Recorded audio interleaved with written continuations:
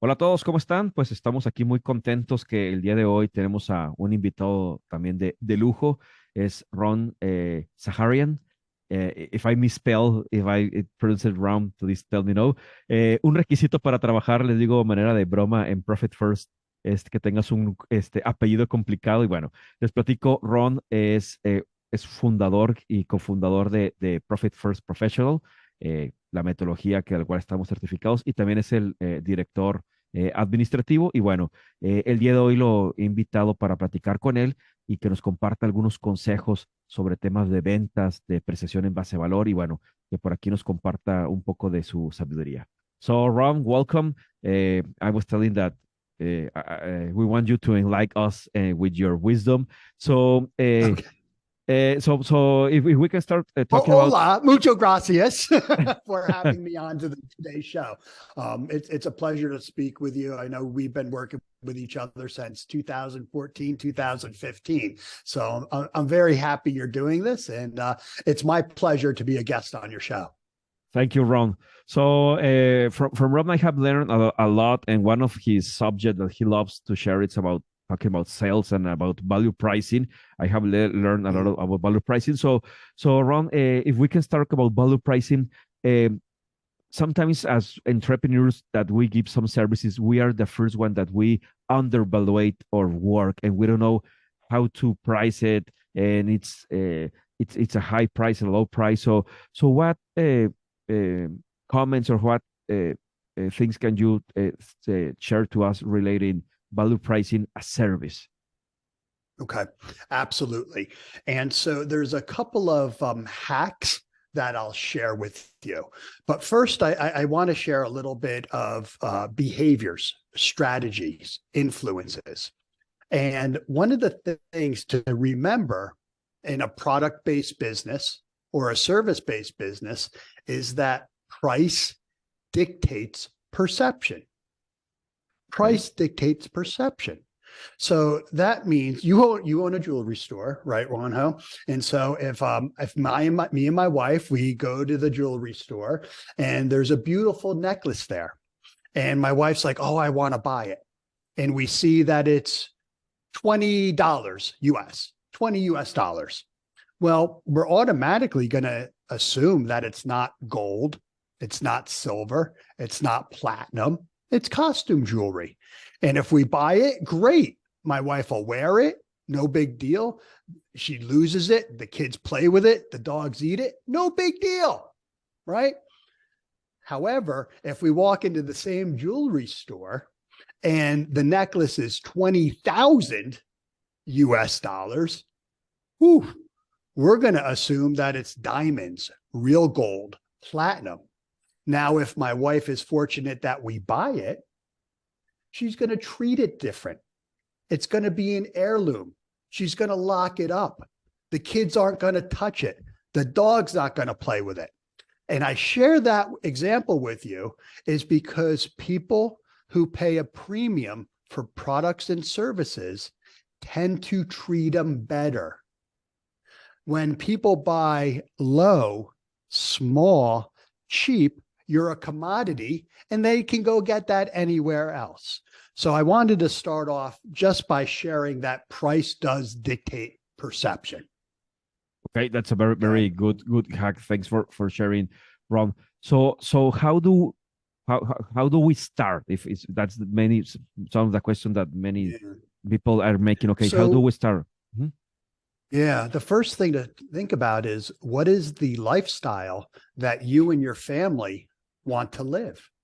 What is the lifestyle that you want to pay your staff if you want to have staff? And so that's the first thing. So maybe you need to earn 100,000 US or 50,000 US. Okay, great. So now we need to understand, in order for us to realize 50,000 in our pocket, how much do we have to sell? Right? And then we figure that out. Okay. But here's a couple of things. You have to understand who you want to serve, who you're selling your products to, what you want to charge and what you want to build. So for a professional services company, like an accounting firm, okay, there's three types of accounting firms out there. There's fast food, ma and pa, and fine dining related to the restaurant industries. All are great business models, but how you build them, market, and price them is totally different. One uses 99-cent hamburgers. They put their big stickers on their windows and they're great. I had one the other day. Then you have the fine dining. They put their menus on the windows because they don't want you walking in and complaining about the price. What do you want to build? Okay, right? What do you want to be? But then we also look at the manufacturing of the product and the service. How many customers can you handle? Can you handle 50 customers? Okay, or 100? What does it have to be? So once we figure this all out, okay, value pricing is about providing choices. Value is in the conversation. Generally, a value priced object or a service results in a fixed price for the person buying it. So for products and services, I may have an understanding that in order for me to sell and make X amount of revenue, that will put 50,000 in my pocket. Okay. I know I can have X amount of people. That means at minimum, I have to charge a floor. Okay. So that meaning each deal I do or each product I sell at the floor level will put me on plan to sell this number, to put this number in my pocket. That's very important. We have to understand. We have to be like, okay, what does it mean to us? We're not just arbitrarily pricing things. So if it's a product base, how many different products do you need to sell to get to this? How many different initiatives do you need to sell to get to that? So pricing should not be arbitrary. It should be based upon what you want to earn, and then you reverse engineer into what the specific cost or the price of an object is going to be, if that makes sense. Perfect, makes sense. And it's a very like different, as you tell. It's you're not checking what the market is paying, is what your needs, and from your needs, from your lifestyle, that's where you start like, okay, how's my capacity? And it started like, and this will lead to this conversation that sometimes maybe some agencies or some software developer agencies have, that they start becoming like this boutique kind of business. So for example here, and then we start like, because people will like, okay, how much do I want to charge, if this is low, if I need to work a lot in order to have this lifestyle, because we can make these numbers.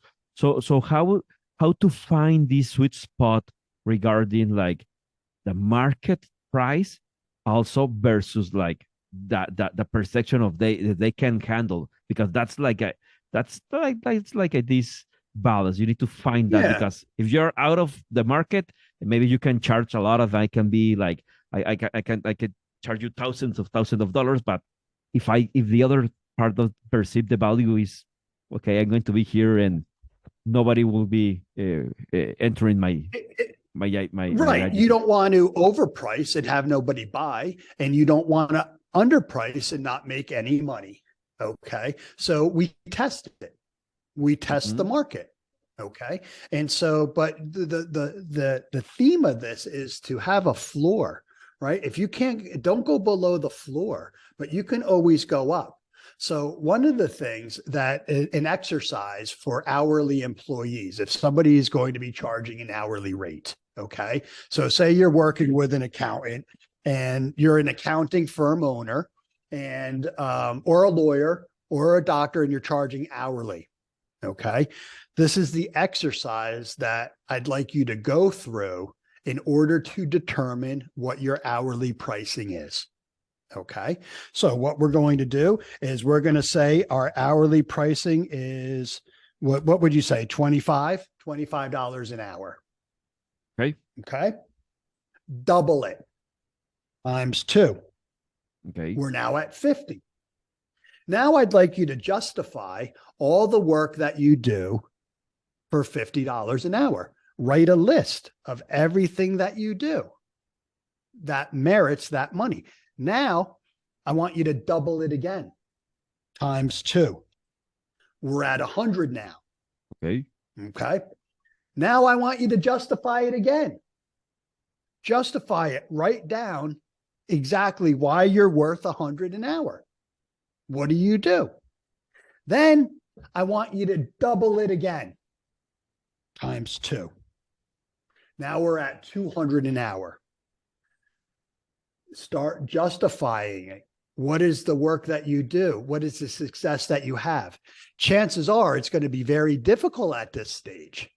Okay. So that tells me that your rate, your hourly rate, is probably in between 100 and 200 based upon the value that you're able to share and dictate.